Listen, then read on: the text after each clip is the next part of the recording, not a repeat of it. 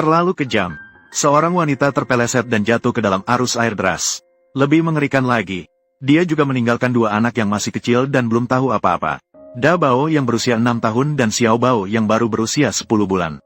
Di depan rumah bambu yang sangat sederhana, Da Bao dan Xiao Bao masih polos dan tak berdosa duduk di tanah.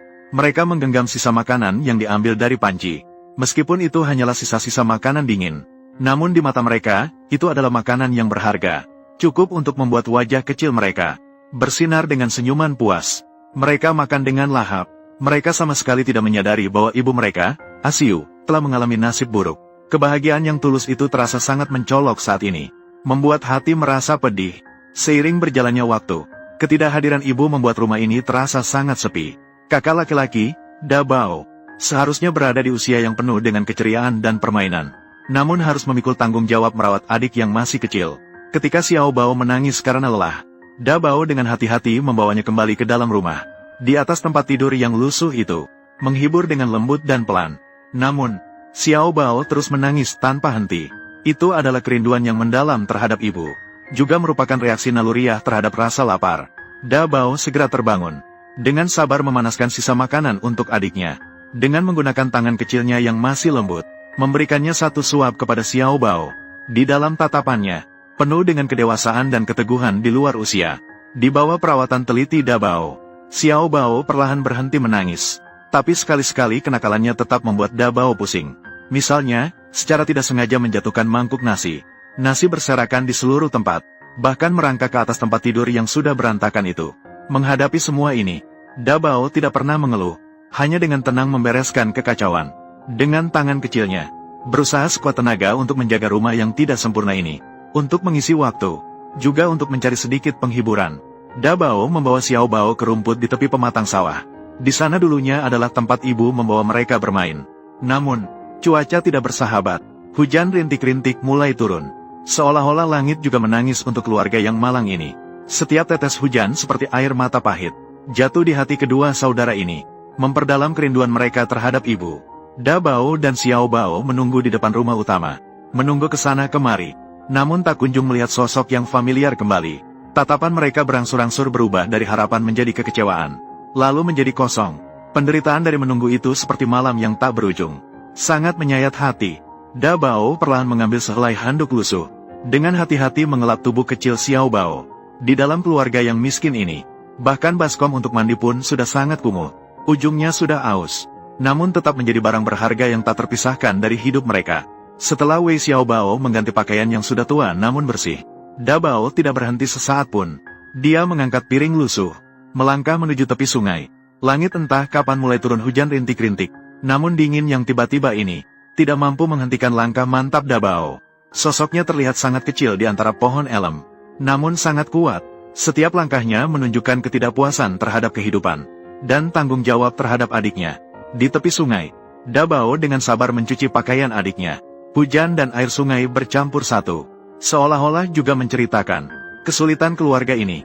Setelah mencuci pakaian, dia mencari tempat yang relatif kering. Dengan teliti menjemur pakaian di atas bambu. Kembali ke rumah, Da Bao dengan penuh kasih sayang mencium pipi Xiao Bao. Sentuhan hangat itu menghadirkan rasa perih yang tak terjelaskan di dalam hatinya. Melihat matahari akan segera tenggelam di cakrawala. Namun, ibu masih belum kembali. Wajah Da Bao muncul ekspresi sedih yang sulit disembunyikan. Melihat kehidupan kedua saudara ini yang begitu sulit, sungguh ingin mengemudikan mobil untuk membantu mereka. Ngomong-ngomong tentang mobil, saya baru-baru ini diguasi mobil bekas. Mendapatkan sebuah BYD Han, hanya menghabiskan lebih dari 90.000. Lebih murah 100.000 dibanding mobil baru. Rasanya seperti baru saat dikemudikan. Sekarang mobil baru cepat turun harga. Guasi sangat menguntungkan. Di Guasi setiap mobil telah melalui inspeksi profesional resmi. Bisa mencoba berkendara selama 3 hari. Tenang saja, jika ada mobil bekas, bisa juga menjualnya dengan harga tinggi. Pokoknya ikuti saya. Mobil bekas sangat tepat. Da Bao memutuskan untuk tidak menunggu lagi. Dia mulai bersiap untuk keluar mencari ibunya. Dia mencari sepotong kain, mengikatnya dengan lembut di kaki Xiao Bao, untuk memastikan adiknya tidak berlarian saat dia tidak ada. Kemudian, dia mengambil sebuah kantong lusuh. Dengan tekad yang bulat, dia melanjutkan perjalanan mencari ibunya. Xiao Bao tetap di rumah, bermain sendirian dengan panci besi. Di wajahnya masih tersimpan senyum yang polos. sama sekali tidak menyadari beban berat di hati kakaknya, dan perubahan di dalam keluarga. Da Bao dengan susah payah akhirnya sampai di tepi sungai. Namun, dia secara tak terduga menemukan keranjang yang pernah dibawa ibunya, mengambang di atas air. Pada saat itu, hatinya terasa sangat terpukul. Meskipun masih kecil, tapi dia merasakan sesuatu yang buruk secara samar. Dia dengan cemas mencari di sepanjang tepi sungai, memanggil nama ibunya. Namun jawabannya, hanya suara gemericik air dan keheningan yang tak berujung. Da Bao mencari di sungai cukup lama, namun selalu tidak dapat menemukan jejak ibunya. Akhirnya, dia hanya bisa kembali dengan hati penuh kekecewaan dan kesedihan yang mendalam. Kembali ke rumah. Akhirnya, apakah Da Bao bisa menemukan ibunya? Dan apakah dia bisa sendiri memikul tanggung jawab untuk merawat adik yang masih kecil? Kisah keluarga ini dipenuhi dengan ketidakpastian dan tantangan, namun juga mengandung kasih sayang dan harapan yang tak ada habisnya. Silakan terus ikuti kehidupan mereka. Saksikan bagaimana kedua saudara ini tumbuh di tengah kesulitan, menulis legenda mereka dengan cinta dan ketekunan. Ibu tidak sengaja jatuh ke air dan hilang. Sekejap sudah 1 hari berlalu. Bahu Da Bao yang masih muda di usia 6 tahun, terpaksa memikul beban kehidupan. Dia menggendong Xiao Bao yang lebih kecil. Langkahnya tampak terseok-seok, namun sangat teguh, melangkah pelan ke rumah tetangga, hanya untuk meminjam sedikit beras guna memenuhi kebutuhan mendesak. Ketidakhadiran ibu membuat rumah kecil ini terpenuhi dengan kesedihan dan ketidakpastian yang tak berujung. Namun Da Bao, si laki-laki kecil ini, memperlihatkan kedewasaan dan keberanian di luar usianya. Da Bao memegang erat selembar uang kertas yang tersisa di rumah, memasuki warung kecil di ujung desa.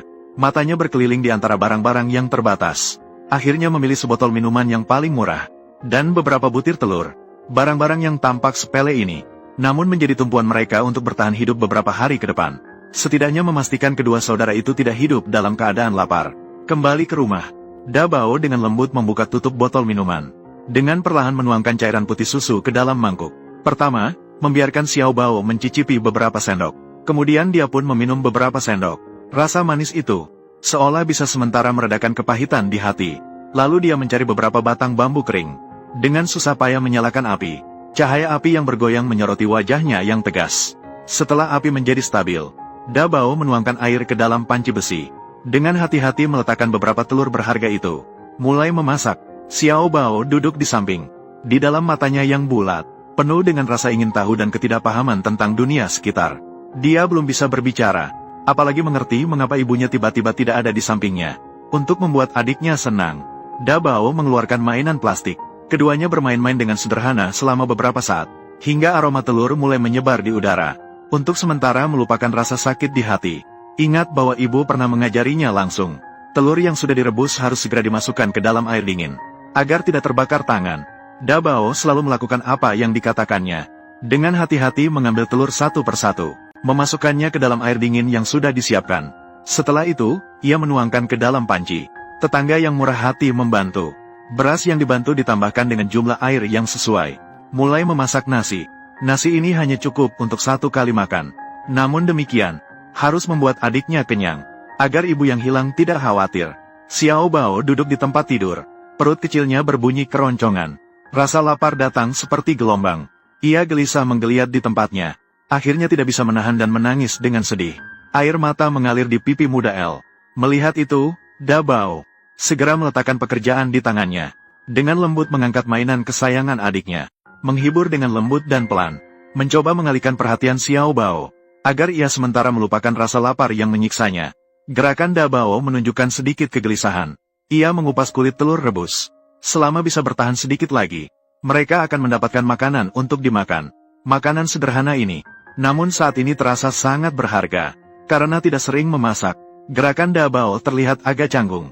Ia menggunakan sendok sederhana yang terbuat dari bambu. Dengan gemetar mengambil 1 sendok nasi yang sudah dimasak. Kemudian menambahkan sepotong telur. Memasukkannya ke mulut.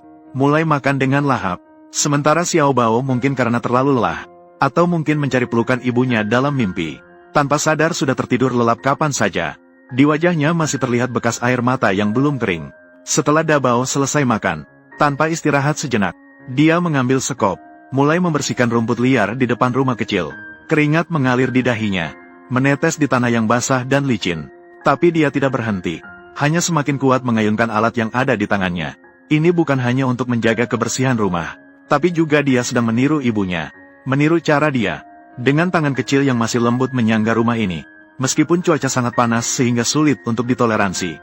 Xiao Bao bahkan saat tidur, keningnya juga mengeluarkan keringat halus. Ketika Xiao Bao akhirnya terbangun, Da Bao segera menggendongnya keluar, ingin membiarkannya menghirup udara segar, dan memberinya makan telur. Namun, Xiao Bao tidak menerima seperti biasanya dengan senang hati. Sebaliknya, dia malah menangis keras. Suara itu penuh dengan kerinduan mendalam terhadap ibunya. Da Bao memeluk Xiao Bao dengan erat. Bola matanya juga terasa basah. Tidak peduli seberapa keras ia berusaha, tidak dapat menggantikan posisi ibu di hati Xiao Bao. Karena ibu pasti juga berharap mereka dapat menghadapi kehidupan dengan berani. Menunggu hari pertemuan itu bersama-sama, Da Bao juga melangkah ke jalan yang bingung dan penuh harapan dalam perjalanan mencari ibu. Dalam tatapannya, berkilau dengan cahaya yang tegas namun bingung. Ia menjelajahi setiap sudut yang bisa ia pikirkan. Diam-diam berdoa dalam hati untuk datangnya keajaiban.